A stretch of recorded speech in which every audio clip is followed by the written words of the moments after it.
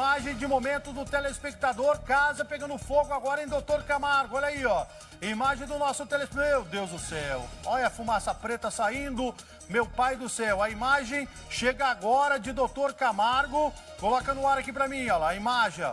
Pessoal ali na frente da residência, acho que o caminhão-pipa teria chego lá da prefeitura para começar o combate ao incêndio, ou o Corpo de Bombeiros de Maringá deslocando. Doutor Camargo é um pouco distante de Maringá, né? Olha, fumaça preta e uma casa pegando fogo nesse momento ali na cidade de Doutor Camargo. Imagens que realmente chamam a atenção. Olha aqui, ó. Uma fumaça preta, a gente vê as labaredas lá e a casa sendo totalmente destruída pelo fogo agora ali no centro da cidade de Doutor Camargo. Obrigado ao telespectador que está enviando as imagens pra gente lá, direto de Camargo. Meu Deus, que não tenha vítima e que não tenha ninguém ferido também, o que a gente espera, tá bom? Vamos a São Paulo? Espera um pouquinho, deixa eu ver a imagem aqui, ao vivo, que está chegando lá direto de São Paulo. Nesse momento, o pessoal está mostrando da Record, né, os bloqueios pelo Brasil. Olha, dá uma olhada, não é só nossa região, não. Tá vendo aí, ó?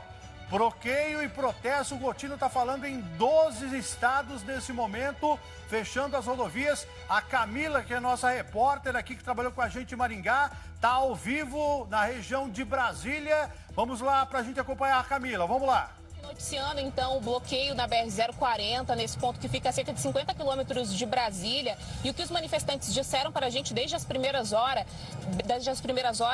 era que eles estavam liberando gestantes, também aqueles trabalhadores da área da saúde, o que eles consideravam que eram serviços essenciais ou demandas, né, que eram ali urgentes. E isso a gente noticiou, então, desde as primeiras horas do dia, mas também chegaram a nós alguns relatos, por exemplo, um motorista de ônibus que nos parou e pediu se ele poderia seguir viagem, considerando que dentro desse ônibus havia ali crianças. E eu questionei até, tem grávidos? Olha, conversa ali com o pessoal que são os manifestantes. Os policiais rodoviários federais estão reunidos com eles, porque nesses casos eles fazem essa liberação. Ele retornou e disse para nossa equipe que nesse caso não havia tido essa liberação, e a gente acabou contando esse relato, que acabou então fazendo com que esses manifestantes se voltassem também contra a nossa equipe. Logo depois a gente saiu ali do local, a gente até teve um registro de chuvas bastante intensa, que uma pancada de chuva nesse ponto. Os próprios manifestantes tiveram que se proteger numa tenda que eles tinham acabado de montar ali.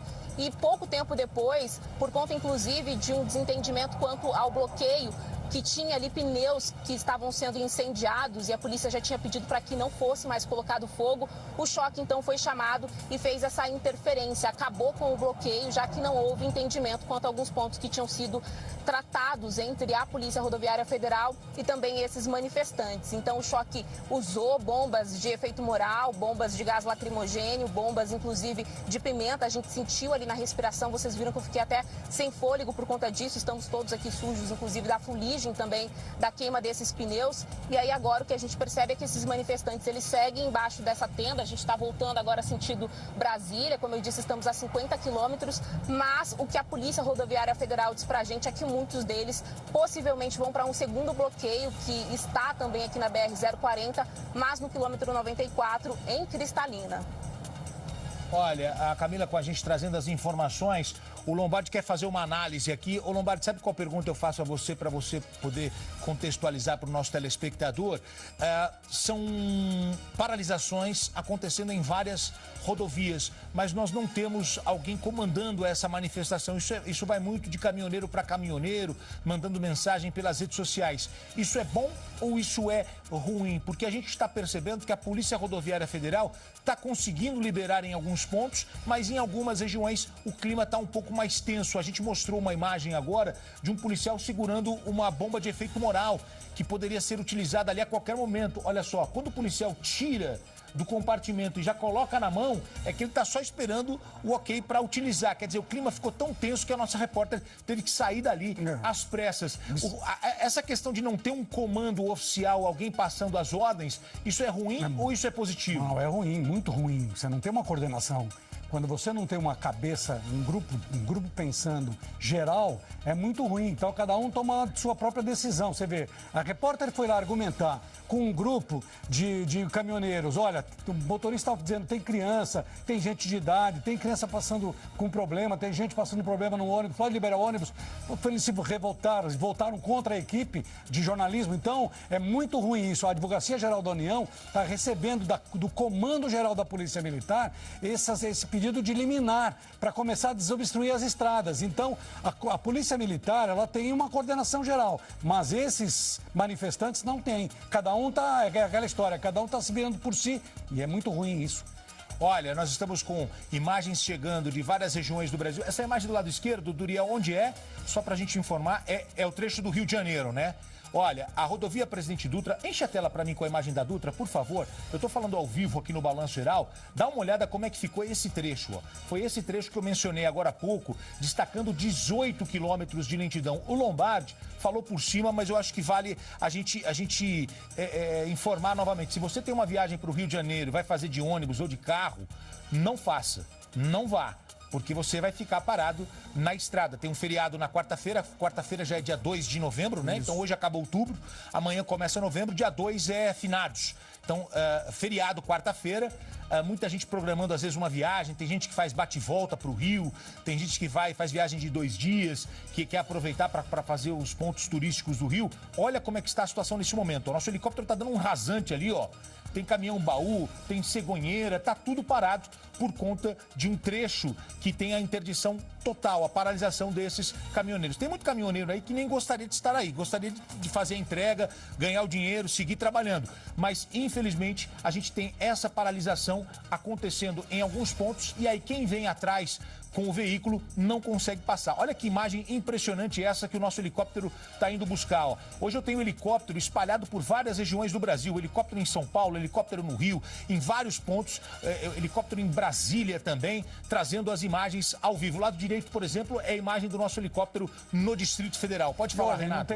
Aqui não tem nem como você voltar, porque os caminhões, a grande maioria de caminhão ali não tem como voltar. Por causa exatamente dessa mureta que separa as duas pistas, né? E você pode ver que a pista que vem para São Paulo, para o Vale do Paraíba, está livre, mas a pista para o Rio de Janeiro está completamente parada. É ruim, muito ruim isso, muito ruim. Olha, você está acompanhando o Balanço Geral e nós estamos nessa expectativa da fala do presidente da República, Jair Bolsonaro. Ele vai falar a qualquer momento. O presidente que ainda tem 2 meses de mandato, que nós temos o mês de novembro inteiro, o mês de dezembro inteiro, e a cerimônia de posse de Luiz Inácio Lula da Silva acontecendo no dia 1º de janeiro. Então nós estamos com essa imagem, quer ver? Pode cortar para mim, por gentileza, a imagem lá no Palácio do Planalto, porque o presidente deve fazer um pronunciamento dentro de instantes. O presidente Jair Bolsonaro, que muita gente aguardando a fala dele na noite de ontem, logo depois do término da apuração e quando o TSE fez o anúncio oficial, mas esse pronunciamento não aconteceu e por isso criou essa expectativa para esta segunda-feira. A gente tem ali, acredito que é um fotógrafo que está ali fazendo o trabalho dele, já vários microfones posicionados e muita expectativa para este pronunciamento. O presidente já está no Palácio do Planalto, ele já recebeu algumas pessoas nesta segunda-feira e acredito que vai falar neste pronunciamento sobre como ele viu o resultado da eleição e já falando muito sobre a questão da transição, né? Inclusive o presidente eleito Luiz Inácio Lula da Silva já escolhendo as pessoas que vão participar, porque vai acontecer nas próximas semanas já um governo de transição. O presidente eleito escolhe um número de pessoas para esse governo de transição e o presidente Jair Bolsonaro também escolhe algumas pessoas para passar o bastão. E a gente precisa saber como é que vai ser isso, essa composição. Inclusive um nome já muito falado para integrar esse governo de transição seria de Geraldo Alckmin, o vice presidente de Luiz Inácio Lula da Silva. Então, expectativa nessa imagem ao vivo do lado esquerdo para essa fala do presidente. Nós vamos mostrar ao vivo aqui no Balanço Geral. Peço desculpas a você, porque eu tinha anunciado algumas reportagens, mas essa cobertura ao vivo acabou chamando e muito a nossa atenção. Também tem o caso do Ceasa, que pegou fogo no Rio de Janeiro, a gente mostrou as paralisações nas rodovias. Então a gente vai com esse jornalismo ao vivo, trazendo as informações, e eu peço desculpas de não ter exibido uma reportagem que eu tinha prometido. E olha, é uma situação muito delicada, atingindo grande parte do país, porque nesse país aqui tudo é feito pela estrada, tudo é feito pela estrada. A malha ferroviária acabou há muito tempo, então você não tem opção de pegar o trem, eu vou para o interior, eu pego um trem e vou embora. Não, tem que ir pela estrada, e a estrada está parada, está fechada. Eu vou fazer mais um giro de repórteres aqui espalhados pelo Brasil. Vou começar com São Paulo, com Maurílio Goldner. Depois nós vamos ao Rio Grande do Sul. Eu tenho vários repórteres espalhados pelo país, trazendo as informações, mas eu vou dar prioridade para a nossa reportagem em Brasília. Assim que o presidente falar, a gente vai cortar o sinal e mostrar ao vivo, direto do Palácio do Planalto. Eu acredito que a rodovia Presidente Dutra, nesse momento, seja o principal ponto. Isso acaba atingindo as pessoas que moram no Rio de Janeiro e aqui em São Paulo, onde está Maurílio Goldner, com informações. Vem para cá, por favor. Alô, Maurílio. Tá chovendo aí onde você está nesse momento? Pode atualizar o noticiário pra gente. Novamente, boa tarde. Para você também, Gotino. A chuva está intermitente, ela vai e volta em alguns momentos e foi assim também durante toda a manhã. O fato é que nesse momento são interdições em 12 estados. Segundo o nosso último levantamento, são 81 protestos na Bahia, Espírito Santo, Goiás, Minas Gerais, Mato Grosso do Sul, Pará, Paraná, Rio de Janeiro, Rondônia, Rio Grande do Sul, Santa Catarina, São Paulo e Tocantins. São grupos de caminhoneiros, majoritariamente bolsonaristas, que estão protestando pelo resultado da eleição. Por terem perdido a eleição ontem, eles tomaram as rodovias, alguns pontos dessas rodovias federais, a partir das 7h30, 8 horas da noite, e aí fazem essas manifestações. A gente também deu há poucos minutos um posicionamento oficial da Polícia Rodoviária Federal, que tem a atribuição de cuidar dessas rodovias federais, e a Polícia Rodoviária Federal informou que está tentando uma ordem judicial, que já falou com a Advocacia Geral da União, a AGU, justamente para ter uma decisão judicial que possibilite a liberação dessas rodovias, que possibilite a liberação dessas estradas, já que isso atrapalha o fluxo das pessoas e também o fluxo da produção, como a gente já viu também exemplos aí de pessoas que têm emergências médicas ou precisam se deslocar de uma área para outra. Essa decisão ainda não saiu, essa decisão judicial, mas tudo indica que nas próximas horas deve ocorrer alguma atualização. Gotino. Olha aí, gente, Maurílio Goldner ao vivo falando sobre essas paralisações acontecendo. Essa imagem é Rio de Janeiro, né, Duri? Rio de Janeiro, região da rodovia Presidente Dutra, e nesse ponto que nós estamos mostrando, Lombardi, você consegue observar que a interdição nesse trecho da Dutra, ela acontece nas duas pistas, sentido Rio e sentido São Paulo. Nas duas pistas, e é muito ruim isso, não é? Porque você não tem acesso ao Rio de Janeiro e os que vinham vindo para São Paulo, para o Vale do Paraíba, também não conseguem subir.